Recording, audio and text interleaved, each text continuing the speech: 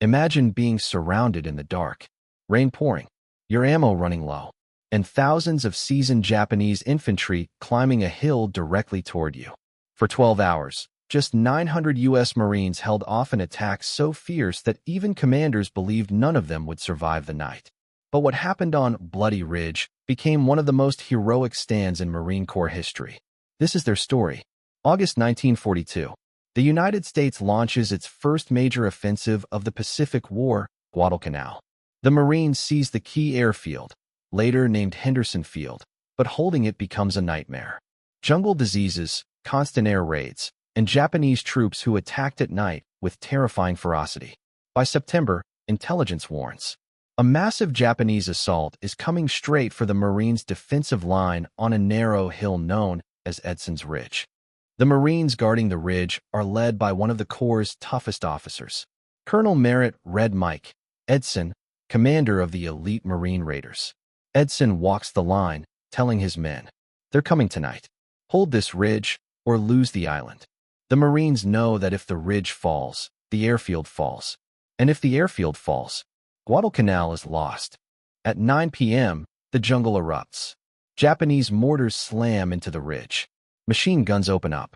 Then, screams echo through the darkness as waves of Japanese soldiers charge uphill. The Marines fire blindly into the trees, muzzle flashes lighting up the rain. The Japanese push within yards of the defensive line, so close the Marines can hear their officers shouting orders. A Marine machine gunner named Sergeant John Basilone fires until his barrel glows red, swapping guns and dragging ammunition through the mud under fire. The Marines aren't fighting for ground. They're fighting for survival. At midnight, a Japanese unit breaks through. Chaos explodes across the ridge. Marines fall back to secondary positions. Edson himself runs through the gunfire, shouting, "Stand fast. We hold here." His courage steadies the line. One Marine later recalled, "We weren't fighting for the ridge anymore. We were fighting because Colonel Edson told us we could win." The Marines form a tighter defensive perimeter.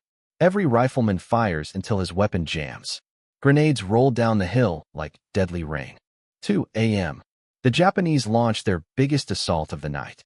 Hundreds charge in a single human wave. Marine positions collapse, then reform, then collapse again.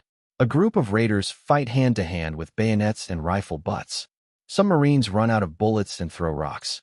Edson radios command, "We're in a desperate situation," but he never gives the order to retreat. Instead, he moves down the line, stopping next to every squad. "You hold, right here, no matter what." And they do. As the sun rises, the battlefield falls silent. Bodies lie everywhere. Smoke drifts across the shattered ridge. The Japanese retreat. The Marines, exhausted, soaked, bloodied, are still standing. Out of 900 Marines, nearly one-third are killed or wounded. But they held. They saved the ridge. They saved Henderson Field. And they saved Guadalcanal. Edson receives the Medal of Honor, and his men earn a place in Marine Corps legend. A Japanese officer later wrote, "The American Marines fought like demons on that ridge." Bloody Ridge wasn't just a victory.